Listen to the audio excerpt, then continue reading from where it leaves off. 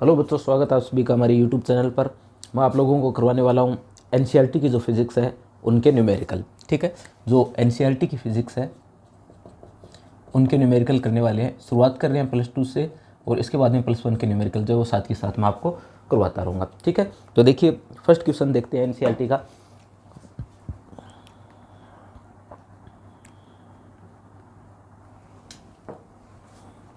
Question first NCERT का question first जो है इससे हम लोग शुरुआत करते हैं। क्वेश्चन फर्स्ट दे रखा है कि वायु में एक दूसरे से 30 सेंटीमीटर दूरी पर दो छोटे आवेशित गोले हैं जिन पर आवेश जो है वो आपको दिए गए हैं। आवेश के मान देखिए कितने दिए गए हैं।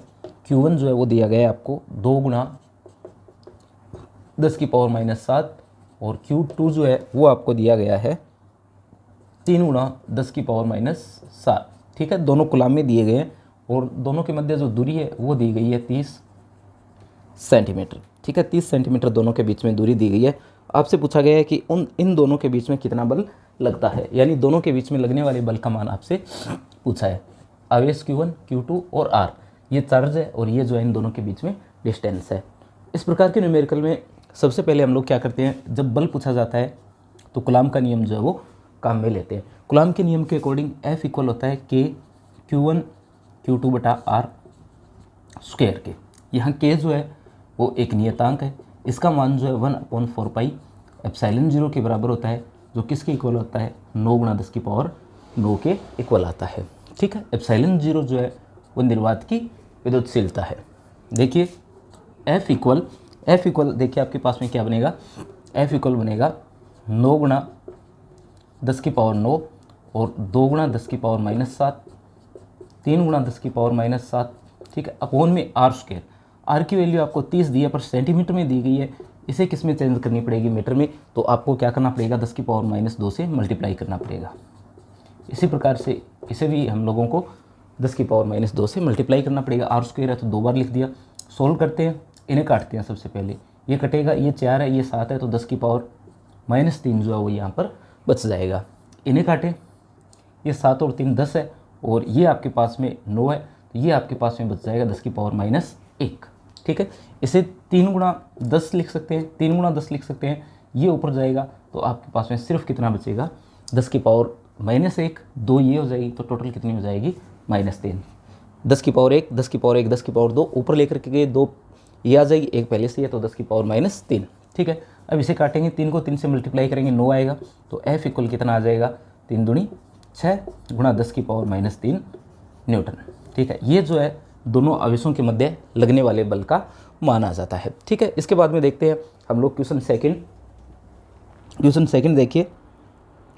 क्वेश्चन सेकंड में आपको ये बोल रहा है कि आपके पास में क्वेश्चन सेकंड आपके पास में कोई एक आवेश है। आवेश का मान आपको दिया गया है 0.4 माइक्रोकूलम। आवेश का मान कितना है 0.4 माइक्रोकूलम है और किसी अन्य छोटे गोले पर आवेश जो है उसका मान कितना दिया गया है 0.8 माइक्रोकूलम। ठीक है, और दोनों पर लगने वाले बल का मान कितना दिया है, तो दोनों पर लगने वाले बल का जो मान है वो आपको दिया गया है 0.2 न्यूटन।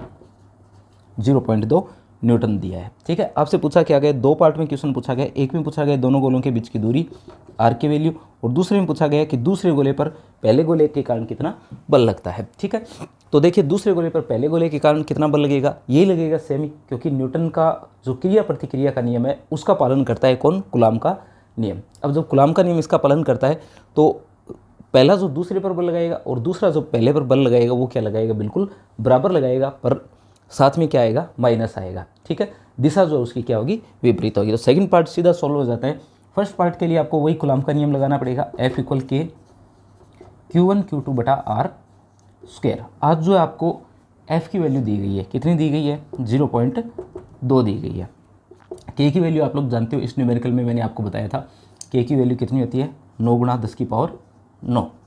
ठीक है, Q1 की वैल्यू ये देखिए 0.4 है, साथ में माइक्रो है। माइक्रो का मतलब होता है 10⁻6। माइक्रो का मतलब क्या होता है 10⁻6 होता है, और इसे लिखते हैं 0.8 गुणा 10⁻6। अपॉन में क्या आ जाएगा, अपॉन में आ जाएगा बच्चों R स्क्वायर इसके अपॉन में आ जाएगा।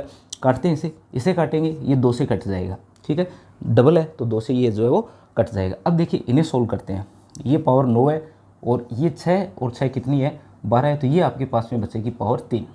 पावर कितनी बचेगी 10 की पावर माइनस 3 बचेगी। इसे इस साइड ले आते हैं तो ये बनेगा r² बराबर 9, तो ये हो गया 2 ये आ जाएगा साथ में, और 0.8 है, और साथ में कितना है 10 की पावर माइनस 3 है।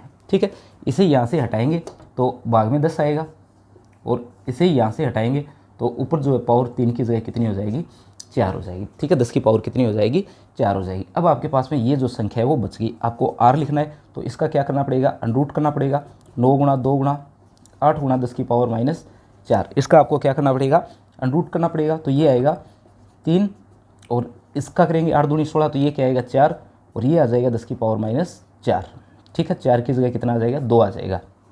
इसे मल्टीप्लाई किया 12 गुणा 10 की पावर माइनस 2। ठीक है, इसका मतलब ये जो 10 की पावर 2 है इससे इसके भाग में लिख सकते हैं, यानी ये बनेगा 0.12, और किसके अंदर आएगा ये मीटर के अंदर आएगा। तो इसका मान कितना आ जाता है आर का मान आ जाता है आपके पास में 0.12 मीटर। ठीक है, तो आर का मान कितना है 0.12 मीटर जो आपके पास में है। ठीक है, ये आपका जो सेकंड न्यूमेरिकल है, इसके अंदर आपको Q1 दिया गया है चार्ज, Q2 चार्ज दिया गया है, F की वैल्यू दी गई है, R की वैल्यू आपसे पूछी है, और ये आपके पास में क्या है फॉर्मूला है। इसे सोल्व किया, जो कट रहा है उसे काट दिया, और फाइनल आंसर कितना आ जाता है 0.12 मीटर आ जाता है। ठीक है,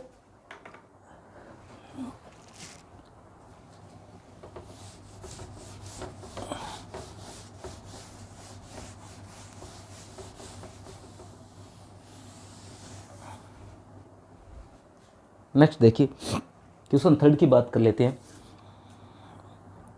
क्वेश्चन थर्ड जो है वो क्या दिया गया है कि जांच द्वारा सुनिश्चित कीजिए, क्वेश्चन थर्ड है ये आपका, जांच द्वारा सुनिश्चित कीजिए कि K² बटा GME/MP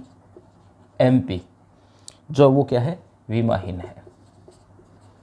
क्या सिद्ध करना है आपको कि ये जो मान है ये क्या है विमाहीन है, और इन नियतांकों की सारणी देख करके बताइए कि यह अनुपात जो है वो किसको बता रहा है। ठीक है, तो आपको सिद्ध करना है कि ये जो मान है वो क्या है विमाहीन है। सबसे पहले आपको विमा लिखनी पड़ेगी किसकी, के की विमा कैसे लिखेंगे, ये देखिए फॉर्मूला क्या होता है FK Q1 Q2 बटा R²। किसकी विमा चाहिए आपको, के की चाहिए। तो देखिए आपके पास में क्या है, आपके पास में ये है K equal F into R², upon में कितना है Q1 और Q2 है। ठीक है, इसी तरीके से G के लिए क्या आएगा, ये आएगा G M1 M2 बटा R², यानी G इक्वल कितना बनेगा, ये बनेगा F R की स्क्वायर है FR² बटा M1 M2।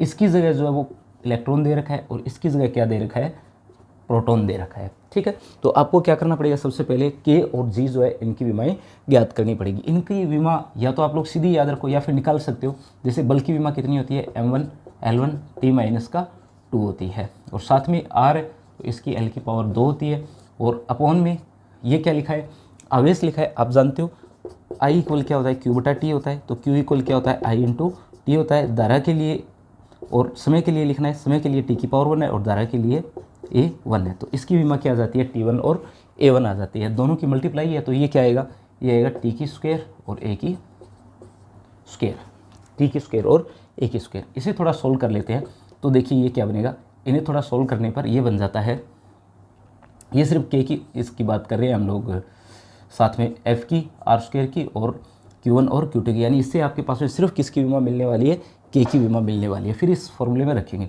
तो K की विमा जो है यहाँ से क्या आ जाएगी, M तो 1 ही आएगा और कोई है नहीं, L की पावर 3 आएगी, ये ऊपर जाकर के क्या बनेगा T की पावर -4, ये A की पावर -2। ये जो बीमा है वो किसकी है, K की है। अब देखिए G की बीमा, G की बीमा के लिए वही फॉर्मूला M1 L1 T-2, और ये कितना आएगा L की पावर 2। द्रव्यमान है तो द्रव्यमान 2 बार लिखेंगे M की पावर 2, कितना आएगा M की पावर 2, और इसे क्या लिखेंगे, इसे लिखेंगे ये ऊपर जाएगा M की पावर -1, L की पावर 3 और T की पावर -2। ये जो बीमा है किसकी है, ये बीमा जो है वो G की है। ठीक है, इस फॉर्मूले में रख करके देखेंगे कि आपके पास में क्या आएगा।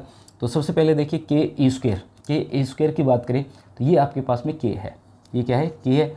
इसके लिए क्या लिखा है M1 L3 T की पावर -4 और A की पावर -2, और मल्टीप्लाई में क्या है A की स्क्वायर, यानी क्या है T की स्क्वायर और A की स्क्वायर, यानी ये विमा जो आपके पास में क्या है, ये विमा आपके पास में है m की पावर तो 1 है, l की पावर 3 है, t की पावर -2 है और a की पावर जो है वो यहाँ से क्या हो जाती है, कैंसिल हो जाती है। ये जो है इस ऊपर वाले नियतांक की विमा है, कितनी है, m1 l3 और t की पावर -2, ठीक है। ये जो ऊपर दे रखा है इसकी विमा जो है वो ये आ जाती है। अब हम लोग नीचे वाले की विमा निकालते हैं, तो नीचे वाले की विमा निकालें तो ये आपके पास में है m की पावर -1, l की पावर 3, t की पावर -2, ठीक है। साथ में क्या आएगा, इसके द्रव्यमान की विमा आएगी, 2 बार आएगी, तो m की पावर 2, m की पावर कितनी 2, और ये आ जाता है m की पावर +1, ये +1 बचेगी यहाँ से, l की पावर 3 और t की पावर -2, ठीक है। अपॉन विमा क्या आ जाएगी, ये आ जाएगी m1 l की पावर 3 t की पावर -2, ये विमा सेम है तो आपस में क्या हो जाएगी, कैंसिल, यानी ये किस प्रकार की राशि है, एक विमाहीन राशि है, ये बन जाएगा m0 l0 t0, ठीक है, यानी विमा जो है वो बचेगी नहीं। तो इससे सिद्ध होता है कि ये जो हमारे पास में राशि है किस प्रकार की है, एक मात्रकहीन और विमाहीन राशि है, ठीक है। सेकंड में आपसे पूछा है कि ये अनुपात जो है वो क्या दर्शा रहा है, ये अनुपात जो आपको क्या दर्शा रहा है, तो ये विद्युत बल और जो आपके पास में गुरुत्वाकर्षण बल है उनके अनुपात को दर्शा रहा है, क्योंकि दूरी जो है r दोनों के लिए सेम है, तो r² इसके लिए सेम आएगा, तो वो यहाँ से क्या हो जाएगा, कैंसिल, यानी ये अनुपात बता रहा है विद्युत बल और गुरुत्वाकर्षण बल को, दोनों के अनुपात को बता रहा है। यदि इनके मान देखें, k का मान कितना होता है, 9 × 10⁹ होता है, ठीक है। E जो है, E इलेक्ट्रॉन का आवेश होता है और इलेक्ट्रॉन पर आवेश होता है 1.6 × 10⁻19 कूलाम स्क्वायर है, तो 1.6 × 10⁻19 कूलाम 2 बार लिखेंगे। अपॉन में जी है तो ये होता है 6.67 × 10⁻11, ठीक है। Me इलेक्ट्रॉन का द्रव्यमान कितना होता है, ये होता है 9.1 × 10⁻31, ठीक है। प्रोटॉन का द्रव्यमान कितना होता है, ये होता है 1.67 होता है 10⁻27 kg, ठीक है।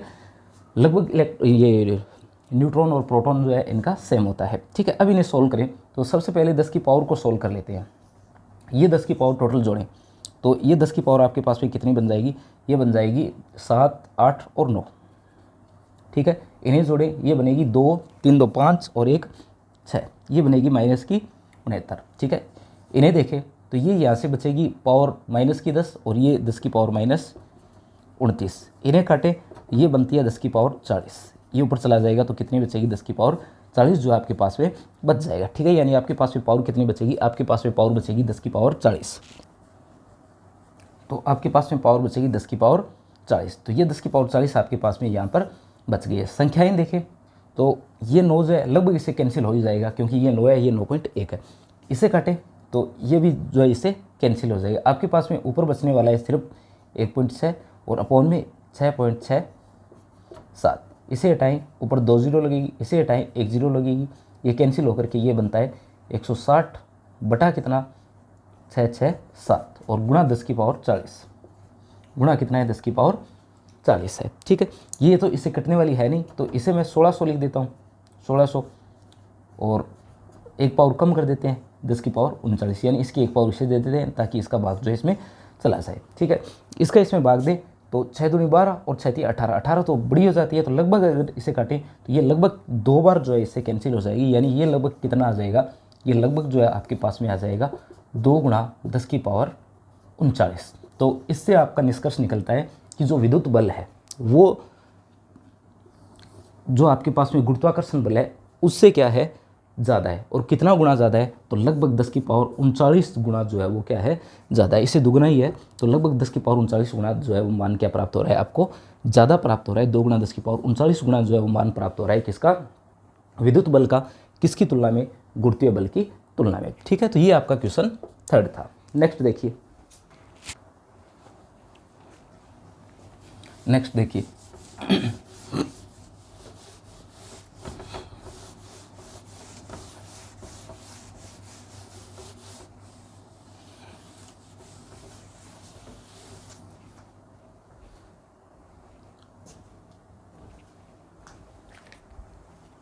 नेक्स्ट क्वेश्चन आपके पास में कि किसी वस्तु का विद्युत आवेश जो है वो क्या होता है, क्वांटीकृत होता है, ठीक है। यानी आपको बात कर रहा है ये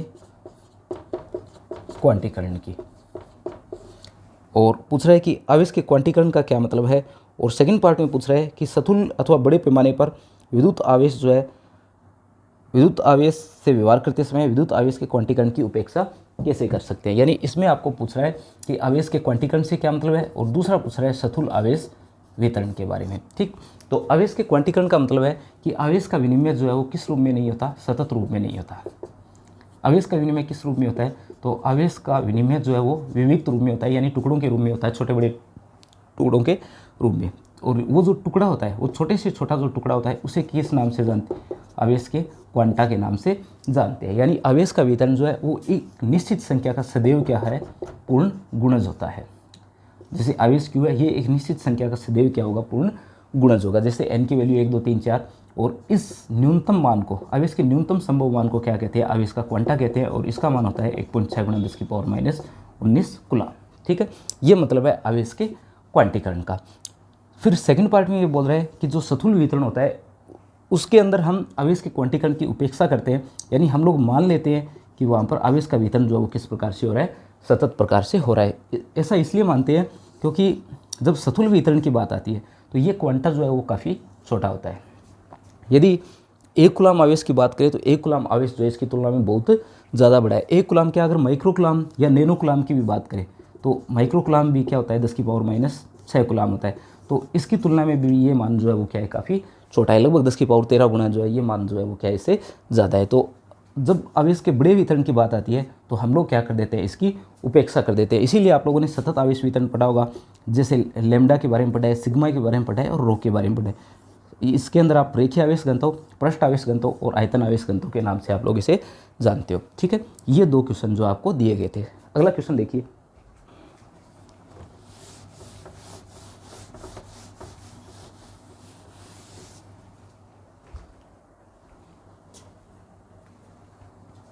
अगला क्वेश्चन देखिए आप लोग। अगले क्वेश्चन में बोल रहा है कि जब एक कांच की छड़ को रेशम के कपड़े से रगड़ते हैं तो दोनों पर आवेश आ जाता है। इस परिघटना के अंदर आपको ये बोल रहा है कि यह आवेश संरक्षण के नियम से किस प्रकार जो वो सामंजस्य रखता है। ठीक है, आपको बोल रहा है कि एक कांच की छड़ है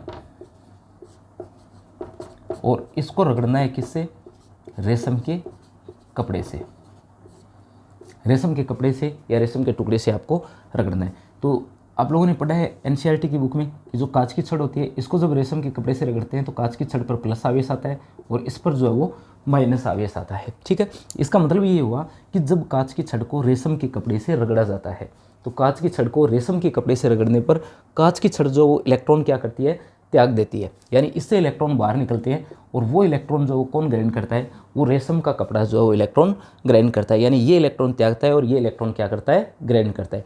यानी यहाँ आवेश जो है वो ना तो उत्पन्न हुआ है और ना ही नष्ट हुआ है।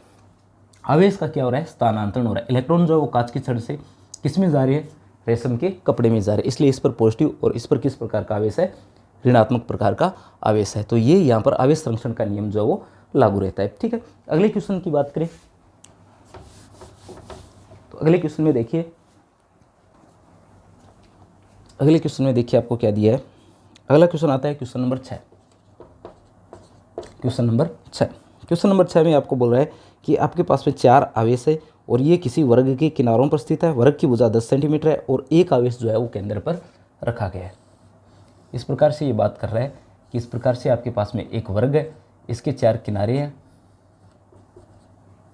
ये क्या है, वर्ग के 4 किनारे हैं और वर्ग की भुजा जो है वो आपको 10 सेंटीमीटर दी गई है।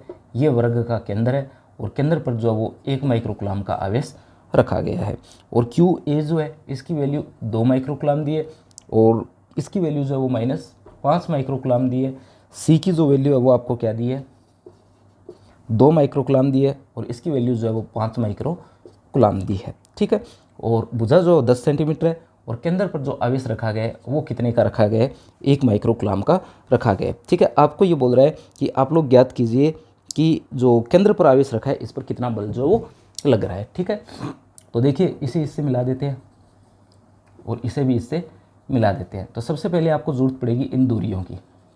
ये दूरियां ज्ञात करें, ये भुजा ए है, ये भी ए होगी, तो यहाँ पर क्या होगा, पाइथागोरस प्रमेय लगेगी, तो ये क्या आएगा, a² + a² और इसका √, यानी आपकी जो दूरी है डी बी दूरी या ए सी दूरी आप लोग बोल सकते हो, तो ये डी बी दूरी जो है वो कितनी आएगी, 2a² का √, यानी ये कितनी आ जाएगी, √2a आ जाएगी। ठीक है, और ये जो दूरियाँ है ओ बी या ओ डी जो दूरी है ये इसकी क्या होगी, आधी होगी बटा 2, तो ये कितना आ जाएगा, a बटा √2 आ जाएगा। ठीक है, और भुजा जो है वो 10 है, तो ये कितनी आ जाएगी, 10 बटा √2 आ जाएगी। अब ये वर्ग है, तो वर्ग की सभी भुजाएं क्या होती है, बराबर होती है। वर्ग के विकर्ण भी जो है वो क्या होते हैं, बराबर होते हैं। तो ये आधी आधी दूरियां करेंगे तो ये सारी दूरियां क्या आएगी, बराबर आएगी। यानी जो दूरी ए ओ है वो बराबर आएगी किसकी, ओ सी के, वो बराबर होगी ओ बी के, वो बराबर होगी ओ डी के, और वो बराबर होगी a बटा √2 के और 10 बटा √2 के। यानी सारी दूरियां जो है वो क्या होगी, आपस में बराबर होगी। अब बल की मान जो है वो आपको ज्ञात करने हैं, तो इन दोनों के मध्य जो बल लग रहा है वो अगर ज्ञात करें तो वो कूलॉम के नियम से ज्ञात होगा। एफ ए लिखे, के Q1 की जगह QA, इसकी जगह QO और बटा r²। ठीक है, ये आएगा। और ये जो दूरी है वो कितनी आएगी, AO आएगी। कितनी आएगी, AO, यानी ये आएगा QA Q0 बटा AO की स्क्वायर।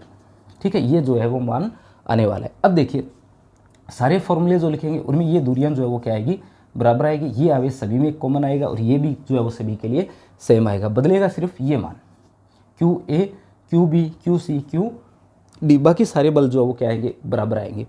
तो अब देखिए अगर बात करें सबसे पहले इनके कारण लगने वाले बल की, तो इस बल की जो दिशा आएगी धनावेश से दूर की ओर होती है, तो इस बल की दिशा जो है वो इस ओर आएगी। यानी जो बल FA है इसकी दिशा इस ओर आएगी। ठीक है, आप लोग देख सकते हो कि QA और QC ये दोनों आवेश क्या है, बराबर है। यानी इसकी वजह से जो बल लगेगा वो इस बल के बराबर होगा, बराबर होगा। और दिशा में क्या आएगा, विपरीत आएगा। इसकी वजह से इस ओर बल लगेगा और इसकी वजह से इस ओर बल लगेगा।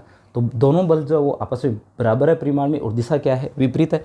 तो ये दोनों बल एक दूसरे को क्या कर देंगे, यहाँ पर निरस्त कर देंगे। यानी जब हम जोड़ेंगे FA और FC को, तो ये बराबर और विपरीत होने की वजह से एक दूसरे को क्या कर देंगे, निरस्त कर देंगे। ठीक है, इसी तरीके से इन बलों की बात करें तो ये जो बल है इसकी दिशा इस ओर आएगी, ऋणावेश की ओर आती है दिशा। इसी तरीके से इस बल की दिशा भी इसकी ओर आएगी, FD की। और ये मैंने आपको बता दिया, ये दूरियां बराबर है, ये आवेश कॉमन है और ये आवेश जो है वो एक दूसरे के बराबर ही है। ठीक है, इसके अंदर जो आप लोग देख रहे हो कि ये दिशाएं जो है वो क्या आएगी, इसके लिए अंदर की ओर और इसके लिए भी दिशा किस ओर आ रही है, अंदर की ओर आ रही है। तो दोनों को जोड़ें, FB और FD, इनको जोड़ें तो टोटल कितना आएगा, 0 आएगा, क्योंकि ये एक दूसरे के बराबर और विपरीत है। चारों को एक साथ जोड़ेंगे तो टोटल कितना आ जाएगा, 0 आ जाएगा। यानी इस आवेश पर जो लगने वाला बल है वो क्या आएगा, 0 आएगा। ठीक है, इसी प्रकार का क्वेश्चन अलग टाइप से भी बन सकता है, जैसे इसे प्लस का लिखें, इसे माइनस का लिखें। ये माइनस का है तो दूसरे को क्या लिखें, प्लस का लिखें।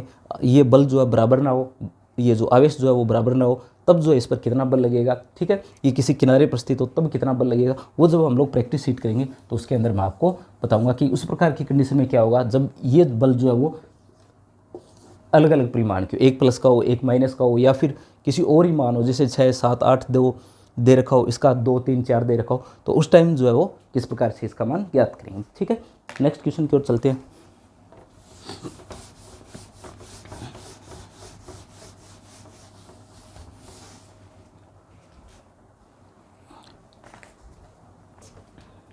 नेक्स्ट क्वेश्चन की ओर चलते हैं, क्वेश्चन नंबर 7, एनसीईआरटी की बुक का क्वेश्चन नंबर 7। इसमें आपको बोल रहा है कि विद्युत क्षेत्र रेखा सतत वक्र बनाती है।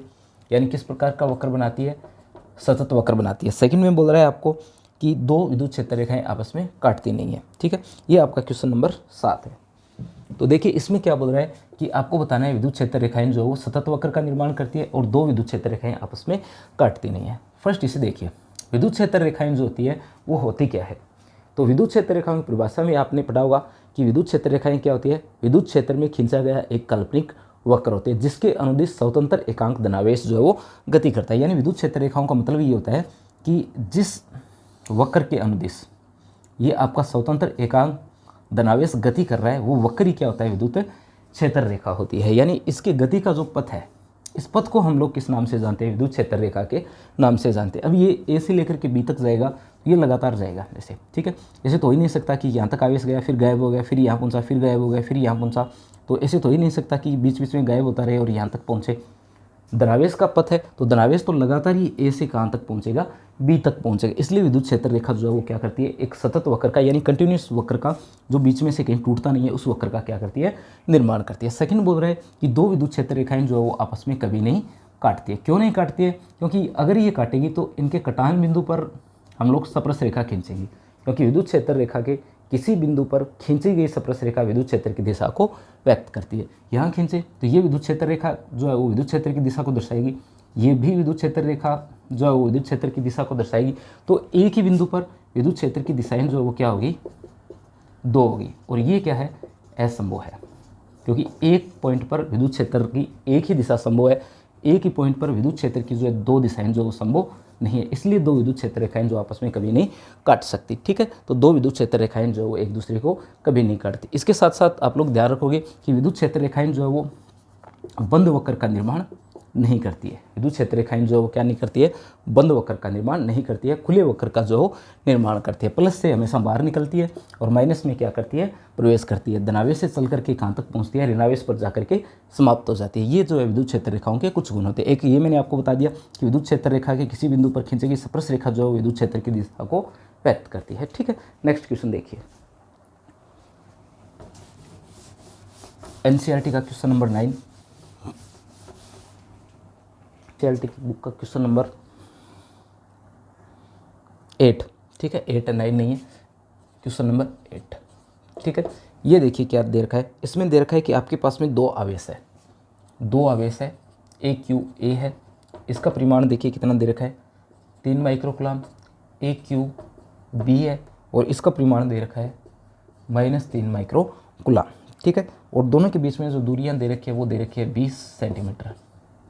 आपसे पूछा है ये जो बीच का पॉइंट ओ है, इस पर जो है वो विद्युत क्षेत्र की तीव्रता कितनी है। सेकंड पार्ट में कुछ और भी पूछा है, वो बाद में करेंगे। देखिए पहले ये टोटल दूरी कितनी है, ये टोटल 20 है, तो अगर आधी डिवाइड करेंगे तो ये कितनी हो जाएगी, 10 हो जाएगी। सेंटीमीटर के अंदर ये दूरियाँ कितनी है, 10 सेंटीमीटर और 10 सेंटीमीटर है। ठीक है, तो विद्युत क्षेत्र की तीव्रता का फॉर्मूला क्या होता है, ये होता है KQ/R², KQ/R²। ठीक है, तो ए के लिए लिखेंगे, के की वैल्यू मैंने आपको बताई है 9 × 10⁻9 होती है।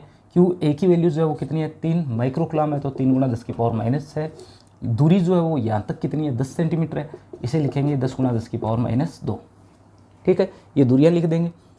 यहाँ से देखें कटेगी ये 10⁻⁴ बचेगी। ठीक है, इन्हें काटे तो ये 10⁻5 बचने वाली है, यहाँ पर 10 बच जाएगी, यहाँ पर 10⁻5 बच जाएगी। और इसे अगर काटें तो ये 10⁻4 बच जाएगी। ठीक है, इन्हें मल्टीप्लाई करें तो ये हो जाती है 27। कितनी हो जाती है, 27। और ये देखिए साथ के साथ यहाँ पर आर की क्या है, स्क्वायर है, तो आर की स्क्वायर होने की वजह से 10 × 10⁻⁻² जो है वो साथ में और आएगा। ये आर है और ये एक आर और हो जाएगा, क्योंकि नीचे आर की क्या है, स्क्वायर है। इन्हें भी अगर काटें साथ में तो ये 10⁻⁻1 बचती है, जो ऊपर जाकर के कितनी हो जाती है, 10⁻5 हो जाती है। कितनी हो जाती है, 10⁻5। तो ये आपके पास में कितना आ जाता है, ये आ जाता है 27 × 10⁻5। ठीक है, ये ई ए की वैल्यू है और इसका मात्रक होता है N/कूलाम। ठीक है, अब आपको बोल रहा है दूसरे आवेश की वजह से, तो दोनों आवेश तो बराबर है, इसकी वजह से भी कितना आएगा, 27 × 10⁻5 N/कूलाम, न्यूटन प्रति कूलाम पर। ये माइनस में है तो ये वैल्यू भी किस में आ जाएगी, माइनस में आ जाएगी। कुल अगर विद्युत क्षेत्र पूछे, कुल, अब अपने को देखना पड़ेगा ये जुड़ेगा या घटेगा। ये जुड़ेगा यदि दिशा समान होगी, घटेगा यदि दिशा विपरीत होगी। ये प्लस माइनस देख करके आपको जोड़ना घटाना नहीं है, आपको क्या देखना है, सदिश राशि तो है होने की वजह से इसकी दिशा देखनी पड़ेगी। तो देखिए सदिश राशि की दिशा धनावेश से हमेशा बाहर की ओर होती है, तो इसके लिए दिशा जो है वो इस ओर आएगी, ई ए वेक्टर की। ऋणावेश के सदैव अंदर की ओर होती है, तो इसके लिए दिशा जो है वो इस ओर आएगी। ठीक है, पॉइंट ओ पर देखें तो दोनों सेम दिशा में जा रहे हैं, तो दोनों को जोड़ देंगे, मतलब दोनों घटेंगे नहीं, दोनों आपस में क्या होंगे, जुड़ेंगे। तो ये क्या आ जाएगा, टोटल विद्युत क्षेत्र आ जाएगा 54 × 10⁻5 N/कूलाम। सेकंड पार्ट देखिए आपको क्या बोल रहा है, सेकंड पार्ट में बोल रहा है कि एक ऋणावेश है, जिसका मान कितना है, 1.5 × 10⁻9 कूलाम है। 1.5 × 10⁻9 कूलाम है। इस पर कितना बल जो वो अनुभव करेगा, ये ऋणावेश है, परीक्षण आवेश है, इस पर कितना बल लगेगा, तो F इक्वल क्या होता है, QE फॉर्मूला होता है, मल्टीप्लाई कर देंगे। 1.5 गुणा 10 की पावर -9 गुणा 54 गुणा 10 की पावर 5। इन्हें काटेंगे 10 की पावर -4 बचेगी, और ये पॉइंट यहाँ से हटाएंगे, ये 10 लगेगा, ये भी ऊपर चला जाएगा, तो यहाँ कितना बचेगा 10 की पावर -5। ठीक है, 54 को 15 से मल्टीप्लाई कर लेंगे, 54 को 15 से मल्टीप्लाई कर लेंगे, 15 चौका 60 आएगा, और 75 81, ये कितना आ जाएगा, ये आ जाएगा 810 गुणा 10 की पावर -5। ठीक है, और अगर यहाँ से पावर काम में ले, 2 पावर यहाँ से हटाएं तो ये आ जाएगा 8.1 गुणा 10 की पावर -3, ये न्यूटन के अंदर आ जाएगा। ये 2 पावर जो है इसके साथ में जोड़ देंगे। ठीक है, ये 10 की पावर -5 है, और ये जो है 10 की पावर -3 है। ठीक है, ये 10 की पावर -5 है, और ये 10 की पावर -3 है, क्योंकि यहाँ से 2 पावर हटा करके इसके भाग में भेज दी, और इससे हम लोगों ने क्या लिख दिया, 8.1 गुणा 10 की पावर -3 न्यूटन लिख दिया। ये क्वेश्चन नंबर 8 है। नेक्स्ट देखिए,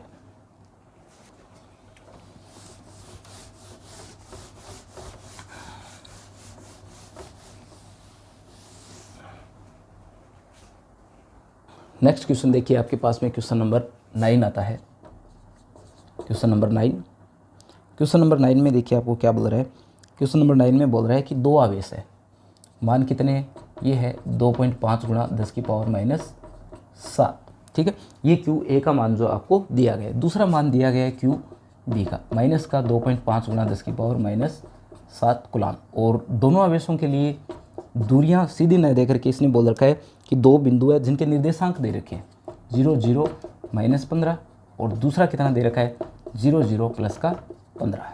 ठीक है, ये आपका क्वेश्चन है, और आपको बोल रहा है कि निकाय का कुल आवेश ज्ञात कीजिए और विद्युत द्विध्रुव आघूर्ण जो है उसका मान ज्ञात कीजिए। तो कुल आवेश देखें, कुल आवेश आएगा दोनों को जोड़ने से, और दोनों को जोड़ें तो टोटल आ जाता है इसका 0, क्योंकि एक प्लस का है और एक माइनस का है। अदिश राशि है, सीधा जोड़ देंगे, बीजगणितीय योग करेंगे, कितना आ जाएगा 0। और अगर आप निकालेंगे विद्युत द्विध्रुव आघूर्ण तो इसका फॉर्मूला होता है दोनों में से कोई एक आवेश और उनके मध्य दूरी, आवेश गुणा उनके मध्य दूरी का गुणनफल क्या कहलाता है, द्विध्रुव आघूर्ण। इसे 2a भी लिख सकते हैं, 2d भी लिख सकते हैं, और सीधा d से भी दूरी को लिख सकते हैं। q का मान कितना है, 2.5 गुणा 10 की पावर -7 है। ठीक है, ये जो है निर्देशांक दे रखे हैं, ऐसे बनाए निर्देशांतर, ये x है, ये y है, और ये जो है वो z है। इसे पीछे भी बढ़ाना पड़ेगा, तो ये z डैश आ जाएगा, कितना दे रखा है, ये 15, और ये माइनस का 15 इधर है, 15 इधर है। टोटल दूरी जो है वो जोड़ेंगे तो कितनी आ जाएगी, 30 सेंटीमीटर आ जाएगी। कितनी, 30 सेंटीमीटर, और मीटर में चेंज करेंगे तो 10 की पावर -2 से मल्टीप्लाई हो जाएगा। ठीक है, तो ये आ जाएगा 2.5 और 30। इसे देखें तो टोटल कितना बनता है, ये बनता है 10 की पावर -9, 1 0 यहाँ से लेंगे तो ये बनेगा 10 की पावर -8, 3 गुणा 10 करेंगे इसे, तो ये इससे मल्टीप्लाई करेंगे तो ये आ जाएगा 25 3 75, 7.5 गुणा 10 की पावर -8 कूलाम गुणा मीटर। ठीक है, ये जो आपका आंसर आ जाता है पी का, और इसका मात्रक जो होता है वो क्या होता है, डिवाई होता है। ठीक है, अगला क्वेश्चन देखें, question number 10। Question number 10 NCERT की बुक का क्वेश्चन नंबर 10। इसमें आपको दे रखा है कि आवेश जो है वो द्विध्रुव आघूर्ण जो है उसका मान कितना है, यानी पी का मान आज आपको दे रखा है 4 गुणा 10 की पावर -9 कूलाम गुणा मीटर। ठीक है, और ई का मान दे रखा है 5 गुणा 10 की पावर 4।